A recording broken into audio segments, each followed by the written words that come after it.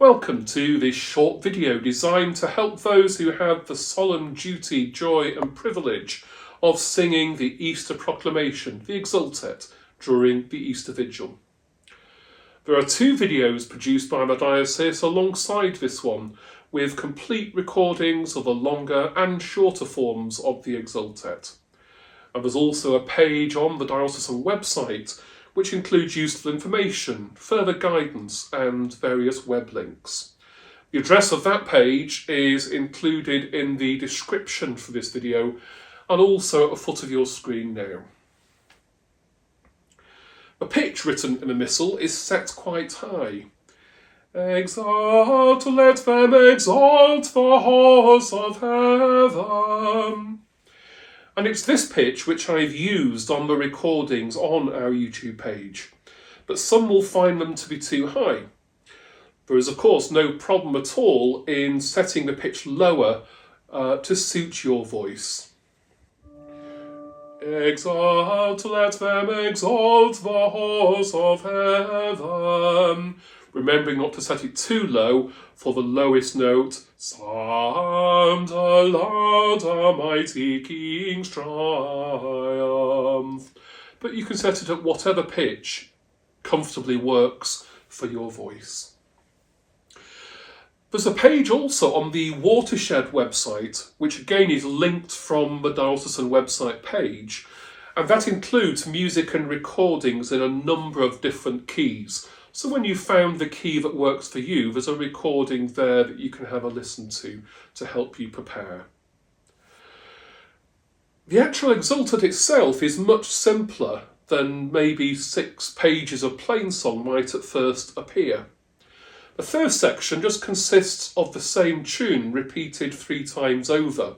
The final part of the tone, sound, making or using some of the notes of the harmonic sequence from a trumpet to represent the trumpet of salvation. I'll go back into the pitch from the missal.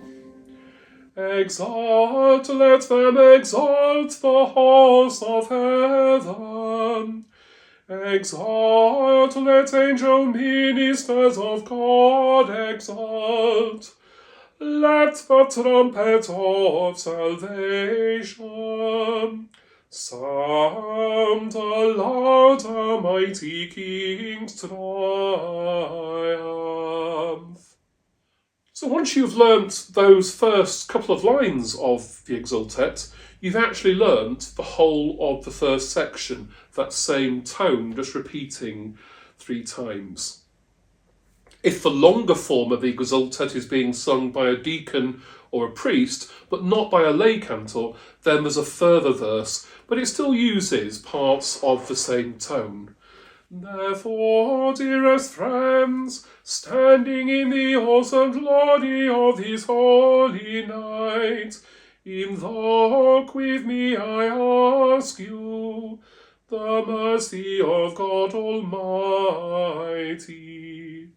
that he who has been pleased to number me for unworthy among the Levites may pour into me his light unshadowed, that I may sing these candles' perfect praises.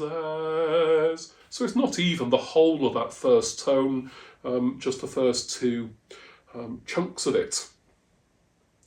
Now the second part of the Exsultet will sound familiar to anybody who's ever sung or heard the preface in Mass, as it uses exactly the same tone and even begins with the preface dialogue, of course omitting the greeting, the Lord be with you, if it's sung by a lay cantor. And the preface tone continues for the remainder of the Exsultet. The Lord be with you, and with your spirit. Lift up your hearts. We lift them up to the Lord. Let us give thanks to the Lord our God. It is right and just. it is truly right and just, with ardent love of mind and heart. Within the tone, however, there are what some have called the litany of "This is the night," that phrase being referenced 7 times, often with what's known as a decorated melisma, a word where several notes are used for one syllable, albeit it then quickly returns to the preface tone. One of those occasions, for example, "This is the night," but then back to the tone, "when one shall forbears Israel's children." The next time, "This is the night," and then back to the preface tone, "that with a pillar of fire," and so on. Well, I hope that you will find this video and the various accompanying online resources to be helpful. As with anything to do with music in the liturgy, please do not hesitate to contact me as your Diocesan Director of Music if you have any questions or queries. May I wish you and your congregations a blessed and joyous Lent as we continue our journey towards what I hope will be the happiest of Easters for you all.